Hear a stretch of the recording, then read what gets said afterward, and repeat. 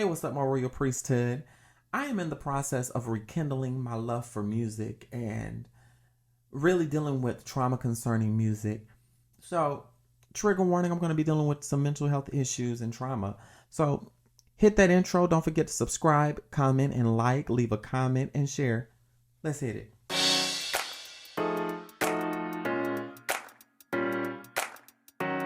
You've heard me talk in previous episodes about my love for music and how I began singing in the choir at 3 years old and really getting my bearings as a musician and started taking piano lessons at the age of about 5 or 6 and, been through my struggles and stuff as a musician. However, working in the church as a musician brings trauma and brings a lot. And in the few years that I've been deconstructing or continuing my journey of deconstruction, I have been really rekindling my love for music, and it's been a journey. Especially with the events that happened in 2021, dealing with an abusive leader and constantly abusive people in religion. It really teaches you how to allow yourself to be manipulated in the name of God. Let's be real. And this is something I came to the conclusion to when I was watching the Who the Fuck Did I Marry series. And I noticed that a lot of religious people, we deal with narcissistic abuse a lot because that is what's in the church. And me being not only a musician but a minister, I got that double fold. But for me, it was always something about me and doing music. With some of the ministries that I've been in, I have been tasked with building up music departments, and then when the department starts growing and all of a sudden you have a jealous pastor that tries to interfere with your job and cause unnecessary meetings to critique you and finding shit to pick with. Then in the last ministry I had a really controlling ass leader. He loved to do this thing that they do in the church called sitting down. If he felt that you weren't focusing enough in ministry, he would sit you down. And which I really found out that sitting down shit is a whole bunch of control.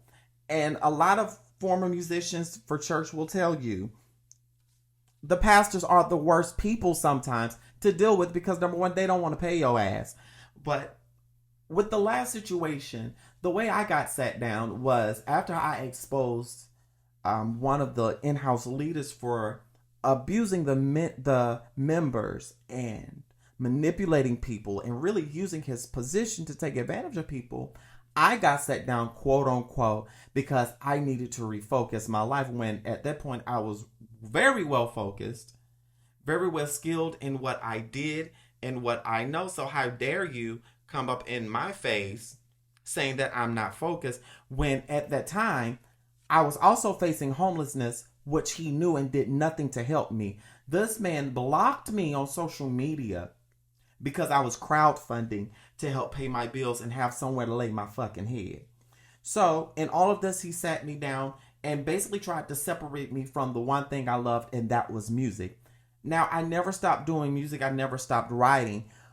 But through that experience, culminated with all of the other bullshit that I've had to deal with in church, being called out of my name by the adults because I was obviously a queer trans child. I didn't fit the other kids, and when you grow up in a religious household and you're a musician and a kid, the pressure is on you to really live a holy lifestyle, to not be gay, not be anything that the Bible detests. And baby, I couldn't help who I am. Look at me now. I'm a beautiful black woman, okay?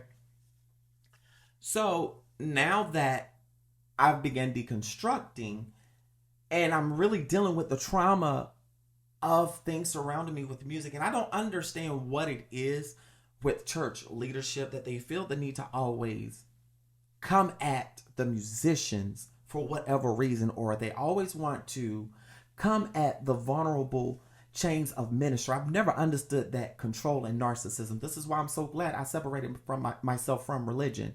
And with that, it really made me question if music is really what I want to do.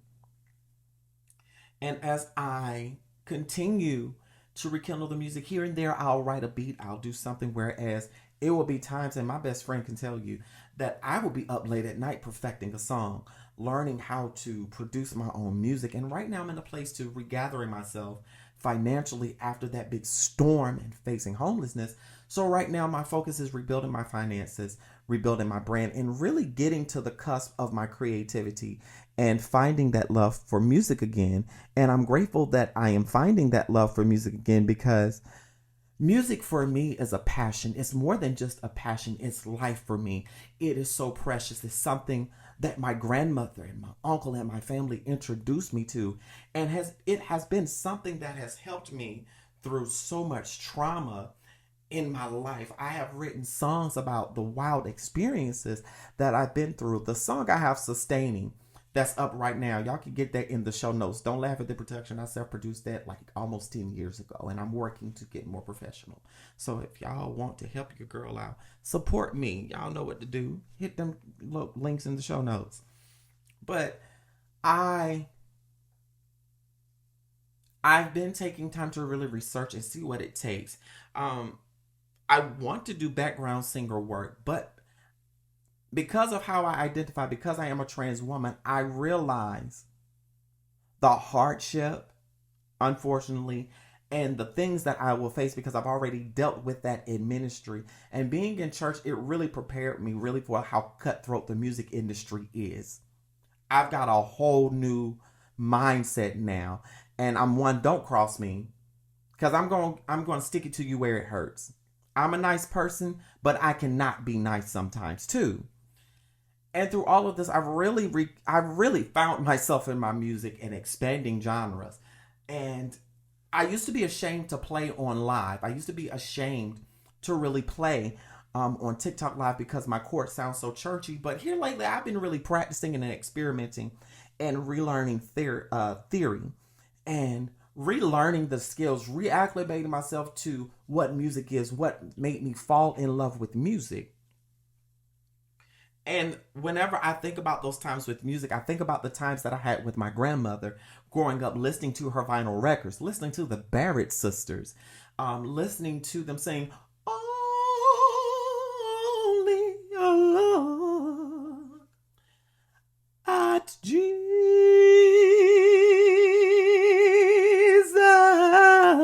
Like hearing that rich soprano and alto, that does so much for me. But also hearing the new school people like SZA, Summer Walker, Meg Thee Stallion, just enhancing, even listening to metal now and incorporating that. And I look forward to sharing my music with you.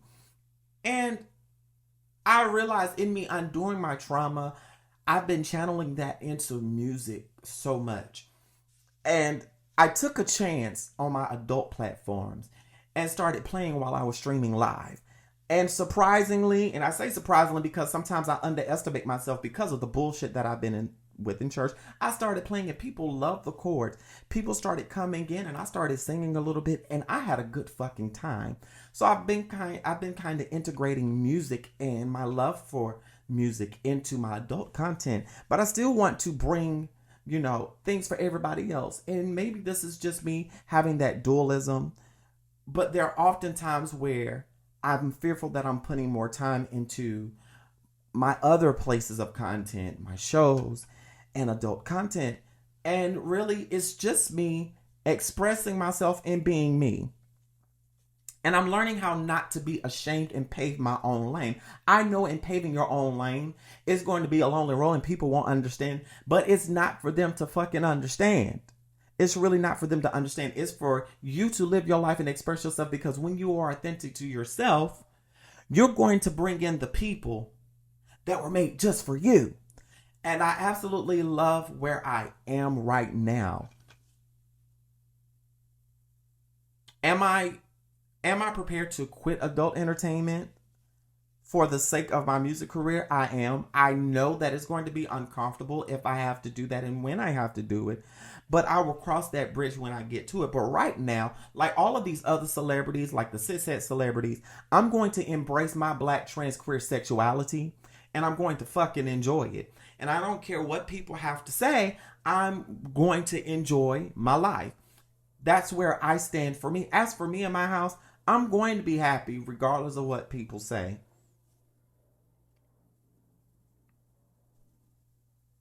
I'm just going to be happy. And not only have I been rekindling my love for music, I have really been also taking time to enjoy me and work on the things that I want to. I've really been focusing on my paper, and I took the time to enhance some things for Merlin Mystique. So there's a special thing for her in my show notes, so y'all check that out. But and that's for those that want to check out that site. If y'all don't want to, fine. I give consent, of course, you know. But also on top of focusing on that area, I have really been taking inventory over the friendship that I had to sever. I'm not gonna trash that person. You know, that person's no longer part of my life, and I don't have to deal with that being anymore. And I'm okay that it ended. I hate how it ended, but I recognize that me transitioning meant that other aspects of my life was going to transition, and I knew this. I tried to prepare for it as best as I could, but it is what it is. Some things you can't fully prepare for. That's a fact of life. You can't get over some things, and I've been taking time for me and really dedicating myself to rest because my mental health is important, but my physical health is important as well. And I dare not, keep putting myself in harm's way by not resting and taking care of my mental health and taking that time to grieve. Do I hate that I lost a friend? Yes, I really have. And I really have been feeling the weight of dysphoria some days. It's been 5 months since I had facial femme. And there are some days to where I'm like, I still can't believe that I've had facial femme. But also, it's like, okay, I'm seeing the results, but I'm like, why does it have to take so long? And it's been one thing or the other, but in the midst of that, I make myself look at myself in the mirror, and I start pepping myself. I'll be like, bitch, you are beautiful. Okay, whose beauty standards are you trying to fulfill? You don't have anybody's beauty standards to fulfill. Girl, live your fucking life. Do what the fuck you gotta do, honey, and live. Because yes, I do cuss myself out like that. You have to like really go in, like, don't cause yourself trauma, but be like, girl, even if you have to cuss, like, bitch, you are fabulous. Fuck what other people got to say, girl. Live your life. And that's just where I'm at. And I recognize that in this time of me healing, reconciling things, and really focusing on my life and focusing on my relationship and career and the friendships that matter, that has also helped me as a singer, as an artist, but also as a person. And I'm happy that I still have music. And now that I've rekindled that music through all of this, there are so many songs that I can now write through my experiences that I restricted myself from. And one thing I have to say is you have to stop restricting yourself. There's no need to restrict yourself. But if you're finding yourself struggling with your passion, I would advise you to take time to really sit back, take a break, evaluate, and process your feelings about that craft. Process any trauma that you may have. Even if you have to talk to a therapist or to a professional, I really would advise you to speak with someone, journal it. And through your journaling and writing, and you start to process those feelings, or as some people will say, do your shadow work. I do believe that will bring you into a newfound love with your passion. So I want y'all to hit me in the comments. Let me know if you've ever lost your passion for something and what you did to regain that passion. Or if you went back to that passion, or did you find passion somewhere else? Reach out to me. Y'all live, love, and be free from the priestess. Smooches.